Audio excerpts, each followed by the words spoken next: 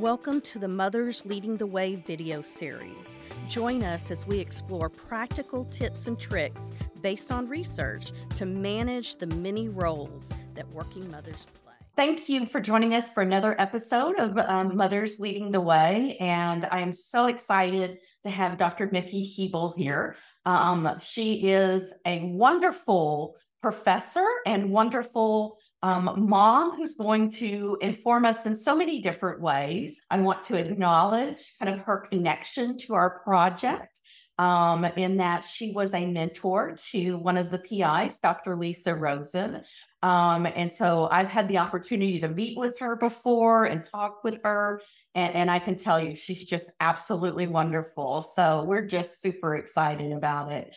And so I think, Mikki, if you don't mind just telling us a little bit about yourself and kind of what your research interests and work is centered around.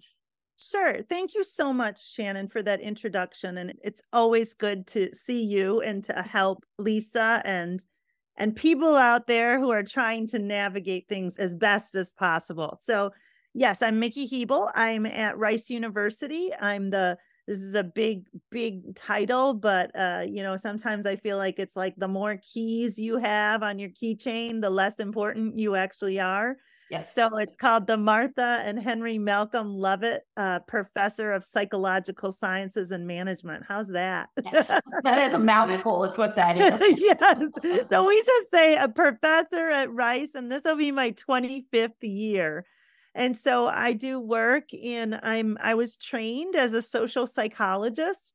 I am now in an IO program. I've been in this IO program since I graduated, and I spent 1 year at the place where I graduated, which was Dartmouth College. And then I took a position at Rice University where I've been for 25 years. So one place for my career, which is kind of a rarity, but I've really enjoyed it. Yes. We're very similar in that way. I came in at Texas Women's and have been there for, I think, 23 years. So, okay, yes. Yeah, and it is, sometimes you find the right place for you, and it's just wonderful. And hopefully some other working moms that are out there can also resonate with that experience. I think one of the things that for those of our audience who may not be aware, social psychology is a field that just covers so many different things. And so a lot of your research has really looked at the role of a working mom. And so you have amazing insight into these multiple roles that people are playing and how it impacts not only moms, but also children. Yeah. And I think that's the function of me going, it's actually due to my undergraduate days at Smith College, which is an all-women's college. And it was there where I really learned about the plight of women and learned about just progressiveness and women's rights and women's fight for equality and just all the things that women still don't have in this society. And I thought, like many people, I thought I first wanted to go clinical, and I decided actually, no, I don't want to go clinical. I wanted to do gender research in graduate school. And so I started doing gender research, and I still do gender research. It's just in a bigger context of looking at discrimination and social disparities with a number of different groups. But I think wholeheartedly that it was women who brought me to my field, and it is women who I still think of and advocate probably first and foremost for. Absolutely. And do you mind sharing with us a little bit about personally how you might identify? Sure. Mother? Sure. Well, I will tell you, when I got to Rice University, people told me two things. They said, it's really hard to be a good teacher and a good researcher. And it is really hard to be a mom and be taken seriously as a researcher just because it's so much time. And when I got to Rice in the psychology department, there were only two other women on our faculty of 17, and neither of them had children. And that was kind of a sign for me, like there are no role models here for me. And in fact, another thing that happened was when I first got to Rice, I met with this other incoming faculty member named Sharon. And Sharon and I were invited to the Rice Women Faculty Club, the Rice Women Faculty Meeting. And Sharon was in the business school. She has since left Rice and is now the first woman dean at the Ross School at University of Michigan's Business School. So incredible, incredible. But at the time, we were both junior faculty going to the Rice Women Faculty Meeting. And we showed up, and what it was a faculty meeting. It was a meeting for all the faculty spouses, all the women faculty spouses who were married to faculty members. So, that was 25 years ago at Rice. And what I will tell you is at the time, I was not married. I got married. And I proceeded to say, children are extremely important to me. So I had not one, not two, but three of them. Uh-huh. I also married a man who had two children, but at the time they were mostly fully grown. So at present, I now have a freshman in college who is at actually Rice University, a high school senior, a rising high school senior, and a rising high school freshman. And then I also happen to have 6 grandchildren. Wow. But I will say I'm not as involved in their lives as I probably should be. Yes. But just because it's so much to deal with 3 teenagers. Absolutely. However, my grandchildren all do live in Houston. So yes, it's crazy. It can be a crazy fest. It can. And I think one of the things that's exciting there is we are now seeing more and more working mothers, not just in academia, but in industry overall, and in fields where it was really discouraged for women to have children. I think during my time, it was even for women to be in particular fields. But then to add on to that, the idea of also being a mother, it's challenging in so many ways, but we're seeing more of that breaking through and entering into the workplace. And I think so many wonderful opportunities that are occurring for many of the people in our audience. So, and I think that's right. And I think this is really like, there's no one best way. There's no, if somebody says you got to do this, what I would say is maybe you got to do that for you. But for me, it's like, I'm going to listen to everyone and then I'm going to do what I wanted to do. And I remember thinking, well, I'm getting clear signs what's really, been done before, but what's been done before doesn't have to be what's done for me in the future.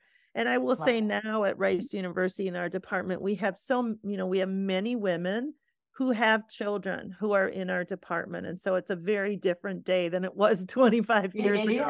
It is. And I will also say one of the most exciting things I did was I got invited to join dinner with these young faculty at University of Houston. This was a couple years ago. And a few of them had children, and I was listening to them tell me about the things that they were doing that was helping their lives, improve, and all these sort of like tricks. And I was like, oh man, that's good. That's really good. And some of them were like sharing a handyman, or they were sharing like co-sharing things, or they had, even the silly, vacuum cleaner that went around by the Zumba. Okay. And then they were telling me about how they got these like, delivery services of food that they would then make. And I was like, dang, those are good ideas. Yes. And I think that's one of the things that, we really do hope to create is this ability to learn from each other. Because I do think that is such a critical way that women support other women and working mothers. I think we have to not just advocate for ourselves, but when we do that, we also advocate for others. Well, I think that's true. I mean, I just think about, sometimes I hear people encounter, and I think this is a rarity. They'll encounter people who say things like, well, I had it hard, so you should have the same thing. I haven't encountered much of that, and I certainly never feel that way. I feel like, let me help make it better for you. Right. These are some things I think I can do that are helpful for you. And by the way, if you have things that are helpful, let me know, because they still have a few more years. Yes. Well, and what's exciting, I'm actually an empty nester now. And what I love is that so many of the things are still applicable, even with my adult children. Yeah. I still need to communicate effectively with them. I still need to connect emotionally with them. I still need to make time for them. And yes, I may not be running them to different places, but there are still so many things about parenting that just never end. And then grandparenting too. There's that added way in which we can be a positive influence in our children and grandchildren's lives. I think, that it excites me, because I think sometimes we can kind of get caught in the overwhelmingness of all the roles. And it's always nice to know that there are others who do it, have survived, and have thrived, and that we have that ability as well. So I think, maybe let's just take the idea of how, we do understand, right, that working mothers face particular challenges and particular stressors that are unique. So can you tell us maybe some suggestions for how working moms, first of all, what are these obstacles and challenges? But secondly, how can they mitigate that stress? Well, I think that cell phone ringing is like kind of the perfect example, right? And I feel like that's kind of like welcome to our lives, which is, I feel like the working mother just has a lot of, if you think of the images, like just a juggling act, right? And I always say that, the way to approach it for me has been to think about juggling and to think about what are the glass balls and what are the plastic balls. And your children are, in my opinion, glass balls. You can't let them drop. So right then, when I looked at the phone, I made sure that it wasn't a child. Okay. And so it wasn't a child. I knew I was doing this. I knew that wasn't my glass ball. So I just let that go. And I think that's one of the metaphors I've used is for each of the people listening to this, you have to figure out what are your glass balls. And usually your children are glass balls, but your plastic balls may be an opportunity that is a good opportunity, but it's going to take away from, your ability to juggle all the other ones. And we can't juggle everything, or we can let the plastic ones drop and bring them into play. So that's one of the metaphors that I usually use. So it's kind of funny that the phone rang at that perfect time. Yes. And the other thing that I think is another, maybe just a couple more metaphors, is that one of the things I've had to do being a mother is that I've had to tell myself it's okay to be a B+ at things.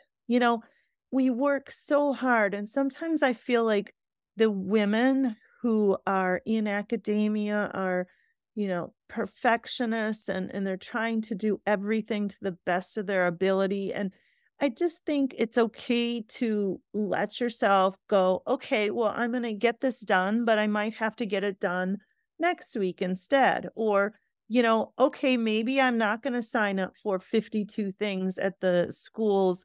Maybe I'm not going to be room mom. Maybe I'm not going to be the most popular mom at the PTA or whatever. I think that that's, to me, always there as it's okay. B+ is a good grade. Yes. I've heard the phrase, good. Sometimes we have to decide when good enough is good enough. Yeah. I read this one wonderful book about how working parents can pretend like they're good moms, and what they do is they have to take some pie to the school. And what they do is they buy a pie in the bakery, but they put it into their own shell. They crunch it a little. And I was laughing so hard. I'm like, oh my God, that seems like more work than it's worth. But I think just saying, okay, well, I can't bring a pie. I'm so sorry. I can't bring a pie. Or saying, you know what? I'm just going to buy the damn pie. Right. And I feel like that's some of the times what we have to do with our work too, is we have to say, okay, we're going to do some projects really good, and we're going to get the golden chips we need to get tenure, but we may not get, 5 extra golden chips. It's okay to just do what you need to do to get through. Right. And that's, I think, important for all of us to just realize. So that is another thing, I think, in terms of what challenges. I mean, I think, one of the things I think about is the working mother tends to do, have a second job. And the way that the workforce is, regardless of whether it's academia or whatever, law school, medical school, is like, whenever there is no upper limit on how much somebody can work, your colleagues will always be working. There will always be some colleagues who are working more or longer. And that's kind of stressful when you realize, oh, the time that you're away from the office taking care of your kids is time where other people are going to be working on more projects or better. And I think, again, that's something where you have to set limits and say, yeah, but what are your priorities? Are your priorities to be the best ever? Or are your priorities to be a really solid worker and also a really solid parent? Wow. And so I think it's being at peace when you're at home with your child or children, and being at peace when you're at work. And when you're at work, another thing I think that happens is you get so many demands on your time. And I think what I learned early on, or maybe as my children, I felt like I had missed a couple things. I remember thinking, if I say yes to this project, I am saying no to my children. And putting that into my head really allowed me to say, is this project more important than my children? In some cases, there were some things that needed to be done where I could say, oh, I do need to do this. It's not that it's not, it's not that it's more important, but this is a critical step. But it allowed me to really define what was and was not critical. So I would just say those are some strategies I use. I think when it comes to women, some of the things we face is we seem more maternal. We have the stereotypes, and many of us are, and women tend to be nicer. They tend to be more caring and good at caring things. And so not only do they get approached for all of the typical things that academics get approached for, but they also get approached to be for the psychological support of the community, for students, for faculty, for other things. I think it's assumed that we will do the organizational citizenship behaviors, whether it's throwing the parties or getting the gifts for people, or just, tidying up when there are messes, not physical messes, although those too, but the psychological messes, like we'll come in and fix it. We'll talk things out when there's tension. And I think, while we do tend to be good at that, that's extra role, things that we don't necessarily get credit for.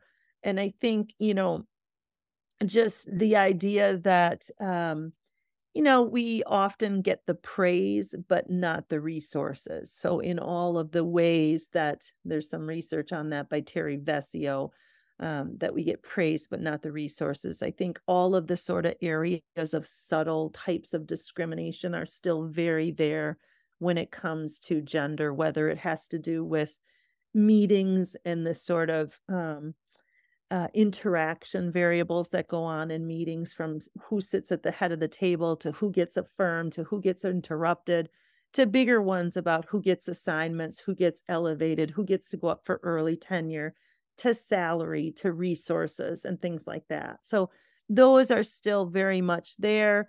And I think our strategy is to best learn as much as we can about the types of discrimination and difficulties that women face, and then to identify them and to identify allies who will, and support teams who will help us through them. Absolutely. And I think one thing I want to emphasize here is that, we see this in academia, regardless of the size of the organization. We see women taking on more of these organizational citizenship behaviors that, as you said, you get praise for it. It's like, oh, thank you for throwing the party. But when it comes time for raises, you're not going to get a raise because you threw the party. When I think about kind of within the positive psychology area, this idea of knowing what your core values are, and kind of behaving consistently with that, but then also having that kind of realistic expectation that you can't do it all. So. Yeah, I wanted to tell you one other thing that we did a research study on, and we've never published this, but I think it's a really good way to remind yourself of your core values in the face of women also often saying yes. And what I would say is, one of the things I would tell everybody to do when they get asked to do something is get into the habit of saying, oh, that sounds like a great idea. Let me think about that. So never, never immediately say yes. Never. Even if it's something that is just so exciting to you, you just can't believe somebody asked you, say, oh my gosh, that sounds so exciting. Can I just have, can I just talk to my partner, or can I just have a chance to think through that? When would you need to know by? Okay. And the reason for that is we often, as women, are just programmed to agree and to say yes. And sometimes we do that at the risk of really overburdening ourselves. And I think with time, we can again sort through, is that a glass ball or is that a plastic ball? Is that something I really want to do? Maybe I need to know more about that. Oh, if I do that, then I'm going to have this, this, and this. And maybe what I need to come back and say, yes, I'd like to do that, but I'm going to need to get rid of these. Can you help me get rid of these? Wow. And so I just get really used to not saying yes to anything right off the bat. Yes. Yes. I catch myself doing that. So we talked a little bit about how women have kind of been socialized to say yes. We're kind of expected to play those nurturing roles. How can working mothers kind of navigate those expectations about kind of their employability, about their dedication to the job, or about kind of the expectation of organizational citizenship behavior?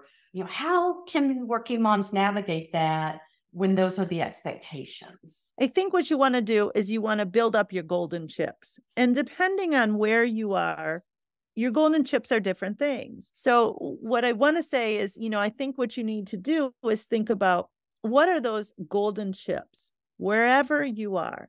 And you need to get some of those golden chips. Once you have enough golden chips, you begin to get this idea of, I don't have to stay here. I can go other places. And when you can go other places, I think you're able to see, or when you feel security in your job, I think then you're able to see more clearly what people want you to do versus what they need you to do. Okay. And I think those are two different things. Like, what you have to do for your job is different from what people are asking you to do. And so long as you continue to say yes, yes, yes, they're going to ask that of you. Now, I'm all about organizational citizenship behaviors, but I'm about them so long as everybody in the group is doing them. I don't want to be the only one doing them. So in no way at all would I say, okay, don't do any of them, because then we don't have great organizations. But what I would say is, you don't want to be the only one doing them, or you don't want to be the person who's doing all of them. And you don't want to be the person who's doing the ones that don't get the rewards. So to me, it's about focusing on, what are the golden chips for being here? What counts the most? how do I make it to where I want to be? If you don't want to be promoted, your golden chips may be different. If you want to be promoted, is that through teaching? Is that through publications, through grants, through, whatever it's through? To me, it's about saying, okay, those golden chips are basically glass balls. That's what you want to be holding up. Okay. And the plastic balls are sometimes the OCB behaviors or the things that aren't needed. And so what I would say to you again is that sort of helps you think about saying, let me think about that. I'm not going to say yes right away. And also clarifying, is this a glass or is this a plastic ball? Does that make sense? I think one of the things that really struck me there is that when an organization does not have clear expectations, it becomes a lot more difficult to determine if something is a glass ball or not. Without those clear expectations, one thing that you may want to do is to ask, what is, going in, finding a mentor, finding a sponsor in your organization that can kind of identify and help you understand what's the glass ball, what's the plastic ball, and what is the perception of my work. Yeah, I would say I would not let anyone else determine what my glass and plastic balls are for me, though. I will say this. I think it's good to get ideas about what other people think are, but that's only as good as I agree with their perspective. They may say to me, okay, I don't think you should have any more children. Okay. Or I don't think you should have children at all. Or I think you should just publish.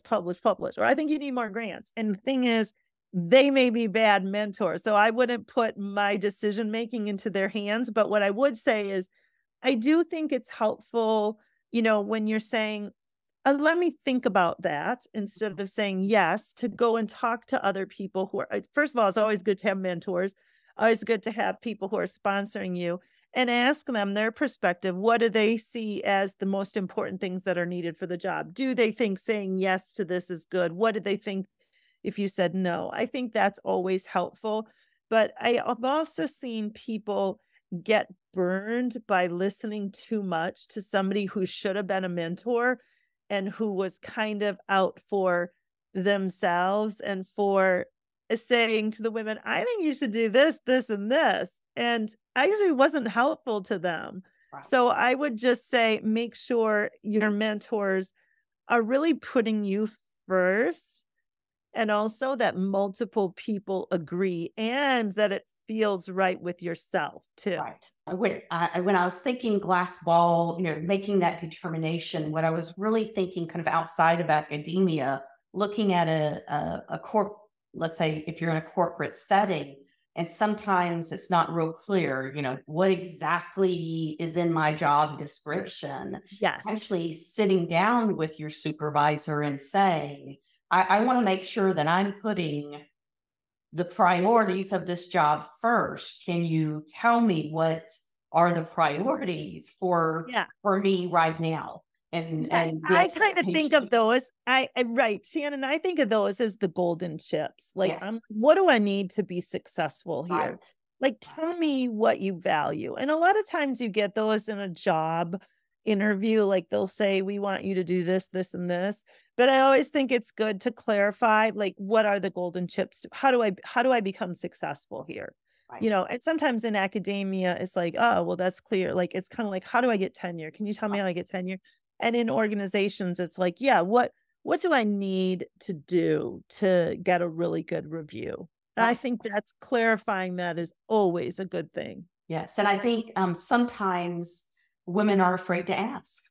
It kind of goes back to that, I don't want to be seen as questioning or that I'm demanding, but it's really about clarifying what you need to be successful so that you can be successful, and that will always benefit the employer. So really you're kind of being a good steward of the company time, the company money, when you understand what it is that your job is exactly.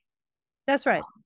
So you can't earn those golden chips if you don't know how you're going to get those golden chips. So yeah, that's right.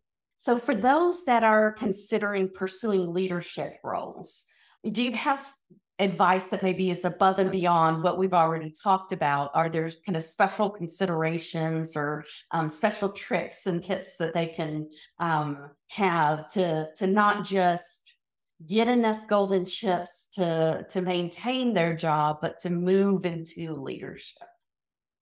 Yeah. So, I think women in leadership face a number of issues deriving from stereotypes and expectations. So, if a woman is just strong and assertive and makes very good decisions, they're often seen as the B word, right? And if they're seen as just being caring and friendly and getting along, they're seen as a pushover. And so one of the things that we know is there's this delicate balance that women have to face in leadership positions in particular, where they have to show their intelligence and they have to be assertive, but yet they have to be able to balance that by also seeming caring as well.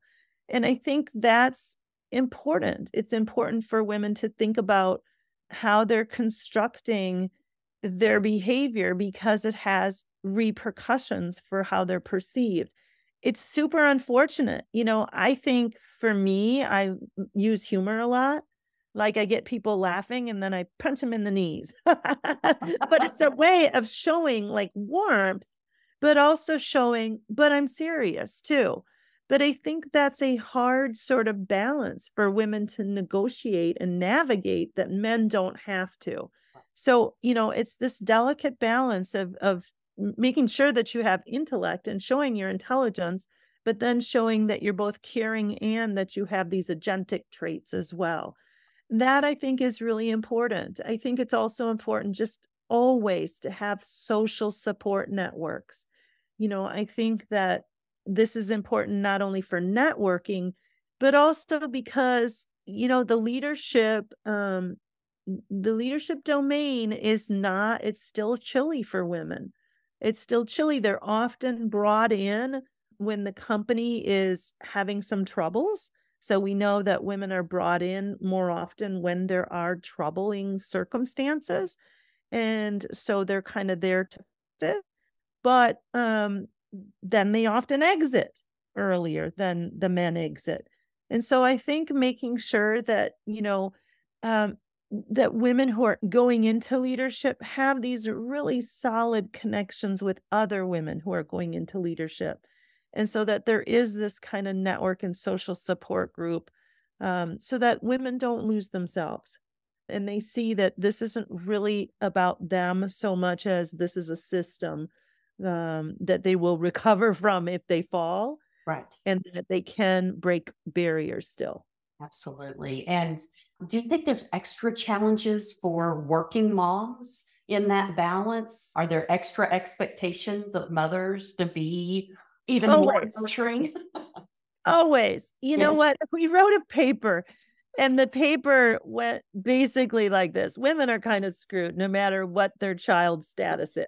Right. So the women who don't have children and are going into leadership positions are perceived precariously because, oh my gosh, they might have children. Or how can they not have had a child? They're so cold. Then there are the women who have just had one child and they say, oh my gosh, who can have just one child? Like, first of all, that's just, it just seems too calculating. And also, maybe they're going to have another child, so we should worry about them.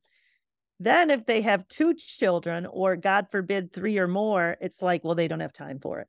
Right. Okay. Right. So it's like, kind of this damned if you do and damned if you don't.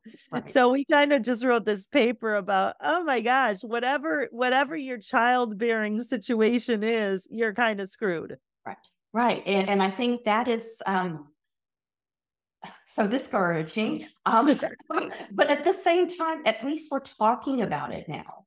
And hopefully when we start talking about it, we can start changing it. And I'm reminded of a study that found, really one of the best ways to change gender inequality is to have a working mom. that Oh, whether you're male or female, to really address gender inequality is to have a working mom.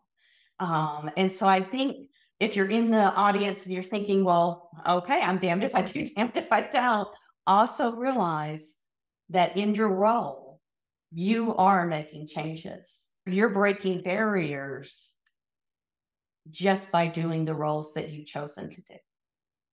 oh, and that is so true. We even had these debates when I used to teach psych of gender, and one of them was this debate, and they had to go into the literature and find the research, whatever side they were on, and they were pre-assigned, so they didn't get a choice on what side.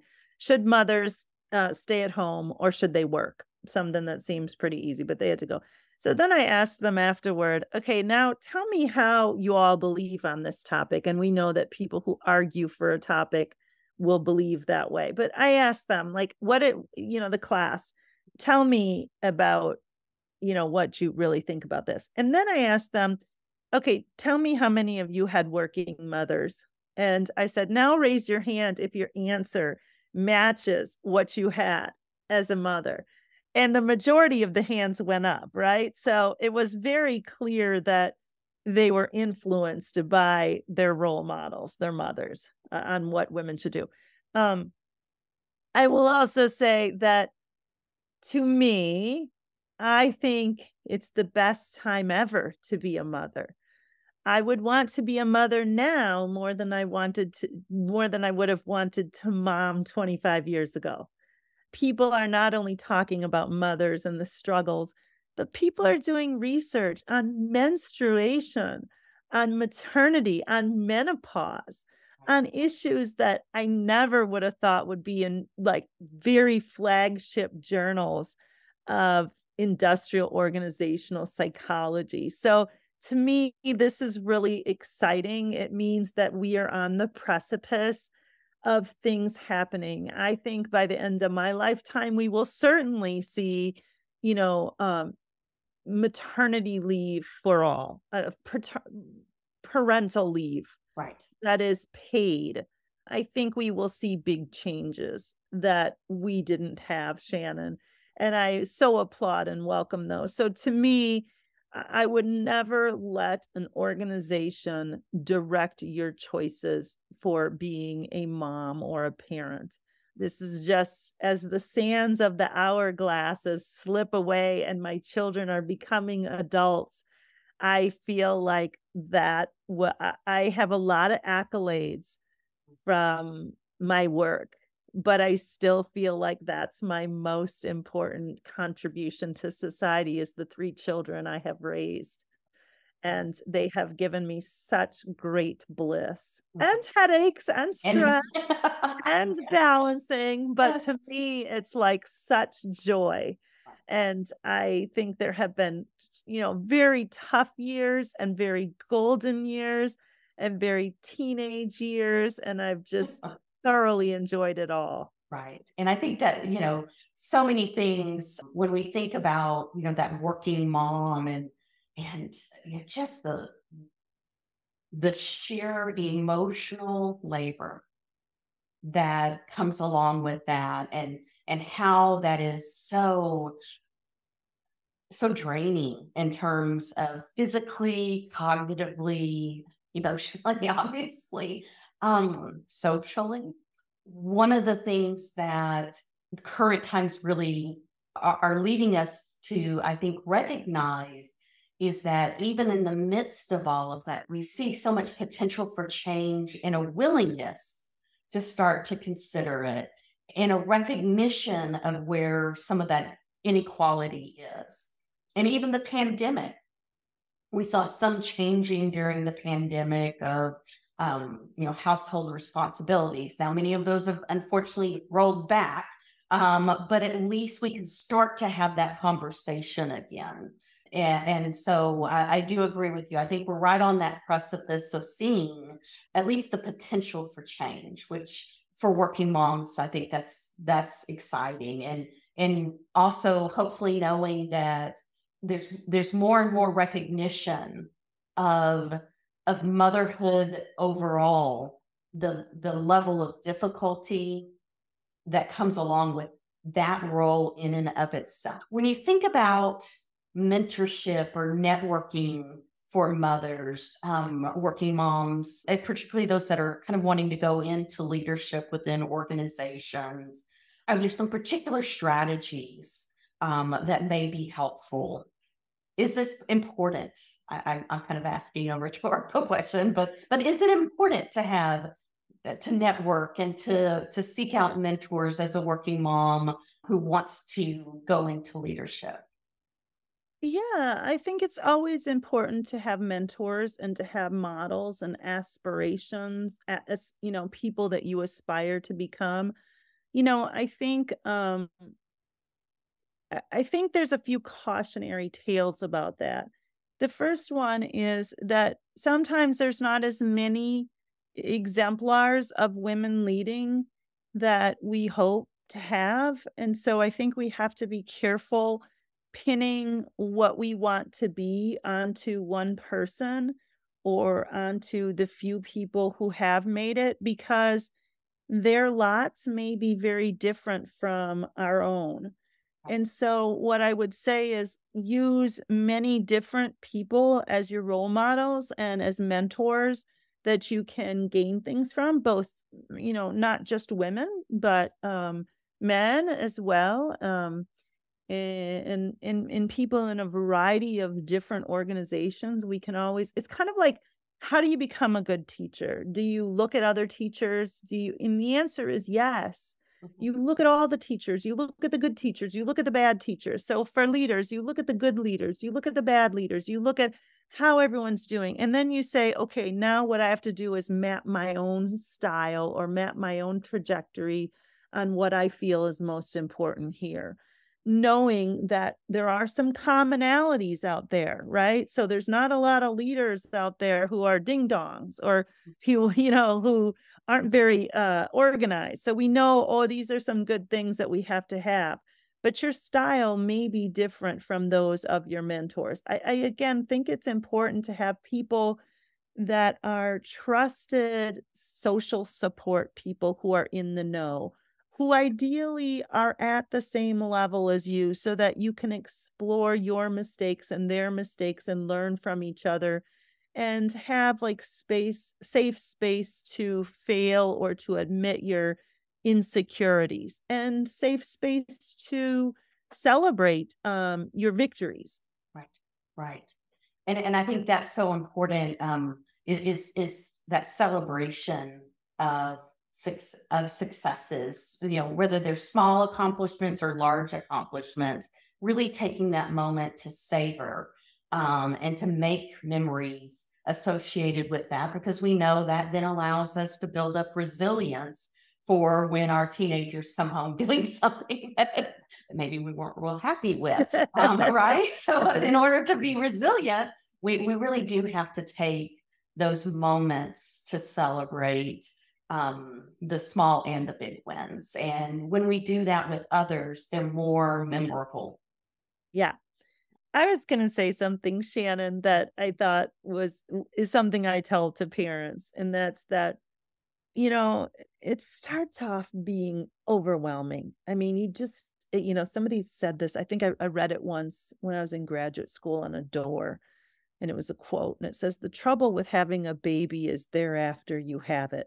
It's like, oh my God, you have this baby, and this baby is like, needs you and is so dependent on everything, and all it does is the same three things, all every like cyclical thing, and you're like, oh my God, eat, sleep, poop, eat, sleep, poop, eat, sleep, poop, and it's like, okay, this is overwhelming. And then you go through a year or two of that, and then they start kind of differentiating, right. And then they get to be around 4, 5. And I say the 5 through the like 11 or 12 years old are like the golden age. It's just like they're just absorbing, they're sponges, and they're learning things, and they're having problems, but they're like small. And then they become teenagers. But the golden years end.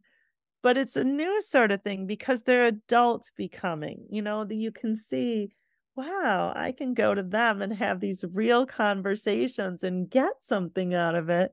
And they are having some problems that are big people problems, And I just think that whatever stage you're in, enjoy it. Yes. Enjoy it as best you can, because it is a fleeting thing. And, I have appreciated every stage, and I look forward to their adulting, because that is still parenting, right? It is. It is. Because I still learn from my parents. Yes. But I will say, what a joy. What a Yes. joy it's been. Yes. And I think I oftentimes think about, like lifelong learning, right? We're always learning. We're always taking in information and learning new things and new skills, etc. And it doesn't change. Just as we learned from our children when they were young and discovering things, I still learn from adult children as well, and have to stop and think, that's really interesting. I didn't face that. Let me think about that. And I do think that I think, at least me, I had been told very early on by my parents, it's like, yeah, you just think that parenting's over when they're 18. You just think that, and I could tell them my parents were 100% right.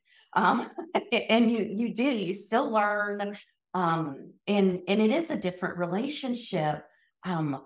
But with all these stages, they go by so fast. And if we savor they those don't moments, seem to in the moment. It's like, I remember people coming up to me when I had a stroller, and they'd say, appreciated, it goes so fast. And I'm like, oh, really? Because I kind of wish I could get to the next diaper stage. right? Yes. They go by forever. Yeah, I think they're they kind of smelled good, but I'm actually okay that they're through that phase. It's the golden years that I really liked. Yes, and I do appreciate kind of like thinking about that kind of continuous relationship, and also thinking about that as a working mom, that means sometimes we mess up.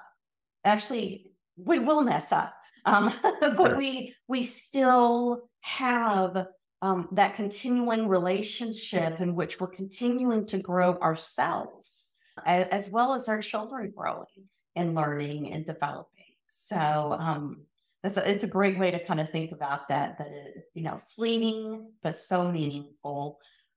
So kind of just thinking overall, what is your best advice for working mothers? I am going to go back to just summarizing a few things I've said. So for me, it's about use to enjoy it, to just fully enjoy it, and not to, no matter what stage you're in, not to take on somebody else's guilt. So for people who are having babies, they will be told, oh, you got to have a natural childbirth. Oh, you got to do it this way. You got to do it that way. And I always say, natural childbirth. Okay, let's let men go in and have a natural operation the next time they need an operation of some sort. Like, what is a natural childbirth? Okay. Or you got to do, breastfeeding for this long. And it's like, says who? Okay. Or you got to be in this school or that school. Or, oh, you do that? You allow your children to do that? Or, oh, now my kids are in these extra school programs, aren't yours? Or, oh, I'm really worried about where my kids are going to go to school and blah, blah, blah. At each step, what I would say is there's so much enormous pressure to do certain things. And what I would just say to parents out there is just there's no one right way. There is just simply no one right way. Do the reading as any scholar would, try to figure out what, the science says, and then do what works best for you. That's what I would say. And find people who are supportive of what your, way is. I think there's a lot of critics out there, Your job is to avoid the critics. I always say this, avoid the bad people in life and try to find your good people. Find your good people. And those good people will also have kids. I always think that, having kids allows you to have a second set of friends because you go through your kids' childhood and school time with those sets of parents. And that's kind of nice. So I would say that my advice is to remember that you don't have to be perfect, that you can be a B+, that you need to differentiate your golden balls from your plastic balls when you're juggling, and don't let the golden ones drop. And your children are golden ones. It's to ensure that when you are at work, that you know what the golden chips are and that you're working toward those golden chips, and that you don't take on too much, and that you say, let me think about that instead of yes. And that you also say and use this in your head when you need an excuse. If I say yes to this, I'm saying no to my children.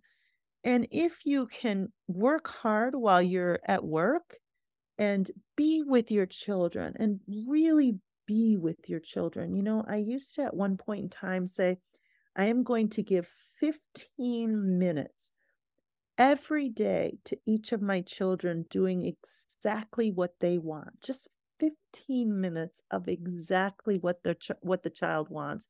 Oh my God, my kids loved that. They were like, is it my turn? Is it my turn? And I think that's what they need, is they need quality time with them when you're with them, and you need to work when you're not with them.